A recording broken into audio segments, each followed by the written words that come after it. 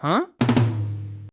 Tonight, your cat is going to sit in the doorway and stare at you for no reason at all. You will look up from your phone, meet its eyes, and it will blink slowly and walk away. You will think nothing of it. But that stare has a much older story behind it than you realize.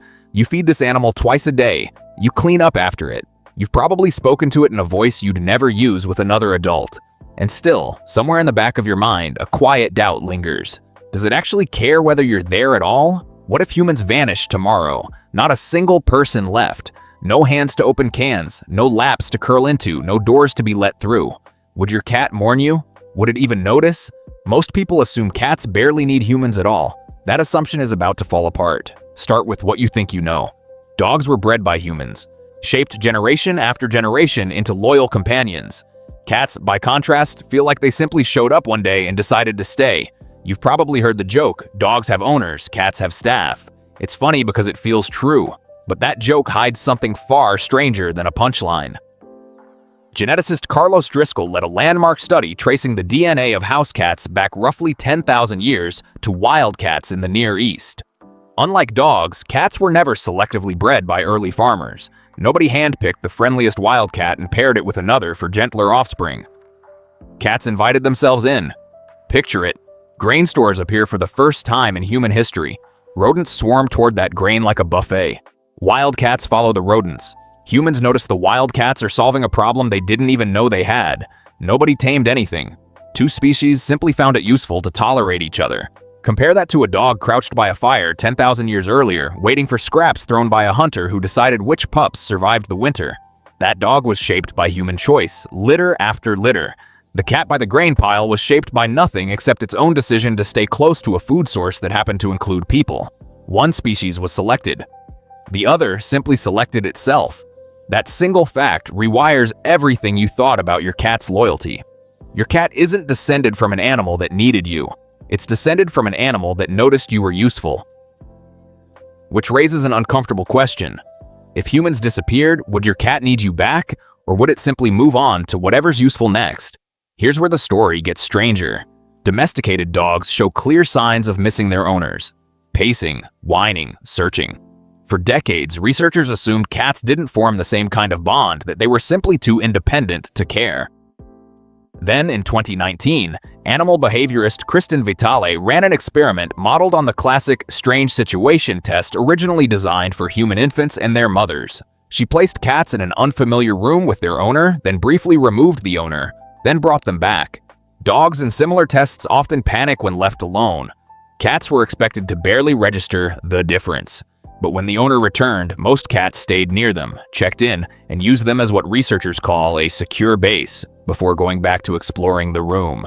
That's not indifference. That's attachment. Think about what that actually looks like in a living room.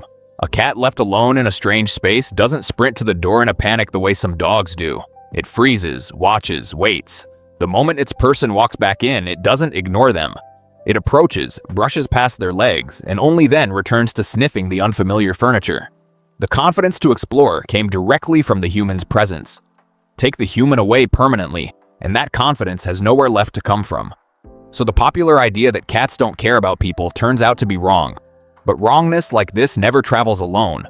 If cats do bond with humans, why do they act like they don't need you 5 minutes later, chasing a dust mote across the floor as if you'd never existed?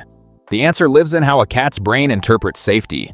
A dog evolved as a pack animal, wired to look to a leader for direction. A cat evolved as a solitary hunter, wired to trust almost nothing except its own senses. Even a cat raised entirely indoors, fed on schedule, adored daily, still carries a nervous system built for a world where every shadow might be a threat or a meal. This explains something you've probably experienced without understanding it.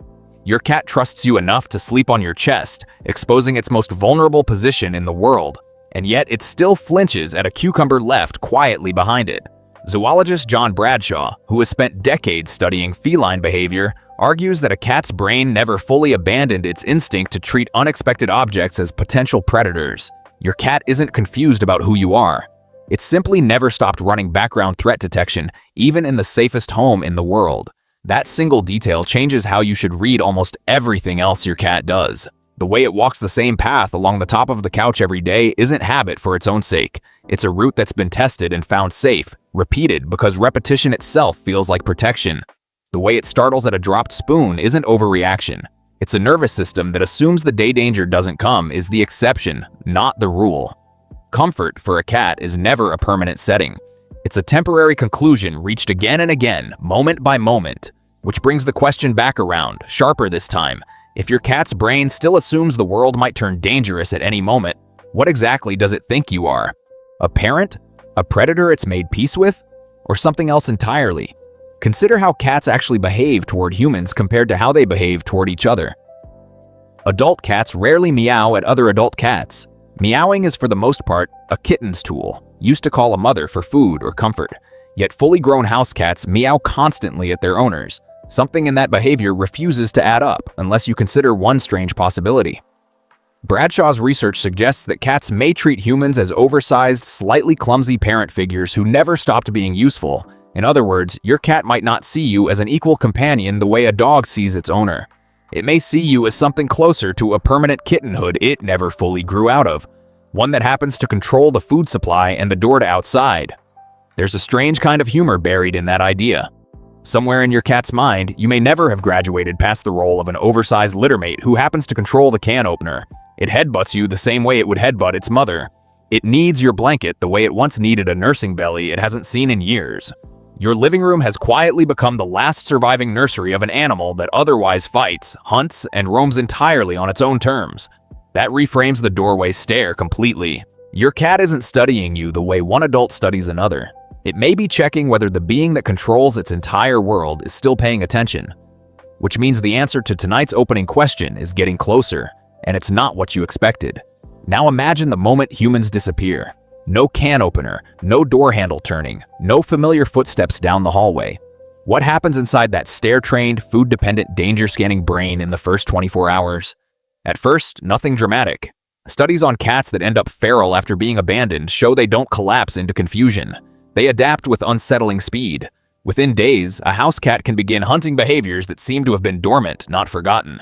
The wildcat blueprint Driscoll traced back 10,000 years never fully disappeared. It was simply switched off by convenience, waiting for the moment convenience ran out. This is the twist most people don't expect. Your cat isn't just tolerating domestication, it's running two operating systems at once, one built for a world with humans, one built for a world without them. Losing you wouldn't break your cat. It would simply reboot the older program. Imagine the actual sequence. Day 1, confusion at the empty food bowl, pacing near the door at the usual feeding hour. Day 3, the first exploratory trip through a window left ajar, testing ground that used to be forbidden. Day 7, a bird caught not out of desperation but because the old circuitry, dormant for years, finally has nothing left competing with it for control. The cat hasn't become a different animal. It simply stopped needing the version of itself built around you. But here's where it gets more complicated, because not every cat would fare the same way. Vitale's attachment research found that roughly 2 out of every 3 cats show secure attachment to their owner, similar to rates found in human infants and dogs. The remaining third show more anxious or avoidant patterns. If humans vanished, that missing third might barely register the change. The securely attached majority would face something closer to genuine loss. Picture a specific cat, not a statistic. A cat that sleeps against your ribs every night, follows you room to room, presses its head against your hand when you sit still too long. That cat's entire architecture of safety is built around a rhythm of comings and goings that would suddenly, permanently stop. For a few days, that cat would likely search. Behind doors, under beds, at the exact spot where your car usually appears in the driveway. Then something shifts. Feral colony studies show that cats without human caretakers eventually reorganize their social structures entirely around each other, forming loose matriarchal groups centered on related females, something solitary wildcats rarely do in the wild. Losing humans wouldn't just return cats to their ancestors' lifestyle, it would push them into behavior their wildcat ancestors never even needed. Picture an abandoned farmhouse a few months after the people are gone. A handful of former house cats have found each other near a collapsed shed. Related females share nursing duties for each other's kittens, something a solitary desert wildcat, the ancestor Driscoll's genetic study traced this whole lineage back to, would never tolerate. The males drift at the edges, welcome but not essential. None of this existed 10,000 years ago. It only exists because humans built dense food sources that made group living worthwhile, then left, and the group stayed. That's the part almost nobody expects. Cats without humans don't merely revert to being wild, they innovate. They build new social rules for a world their instincts were never fully designed for. Because 10,000 years living alongside humans changed what normal looks like for a cat, even if the domestication was never intentional on either side. So would your cat miss you? The honest answer, backed by the research, is more layered than a simple yes or no.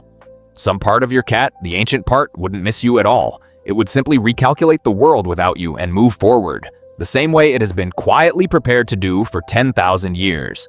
But another part, the attached part, the part that checks in after a stranger takes you out of the room, might spend days searching for a sound that never comes again. There's something almost funny about how confidently people answer this question before knowing any of it. Ask a room full of cat owners whether their pet would notice if they vanished, and half will insist their cat couldn't care less, while the other half will insist their cat would be devastated. Both groups are probably right, just about different parts of the same animal. That's the part nobody accounts for when they joke about cats having staff instead of owners. Staff can be replaced without much feeling. Attachment figures can't. And this is where the two mysteries the video opened with finally meet. The question of whether cats are simply too independent to bond, and the question of what a cat actually sees when it stares at you, turn out to be the same question wearing two different disguises. A cat that didn't bond wouldn't need to check whether you're still there. Only an animal running on some version of trust bothers to look twice, which finally explains the doorway stare from the beginning of tonight's story. That look was never simple curiosity, and it was never simple hunger either.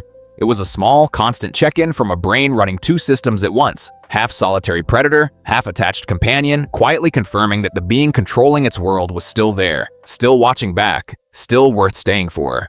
Tonight, when your cat pauses in that doorway and looks at you a second too long, you won't see an animal that doesn't need you. You'll see 10,000 years of an uneasy, unfinished negotiation, still checking every single day whether this arrangement is still worth keeping. See you next time!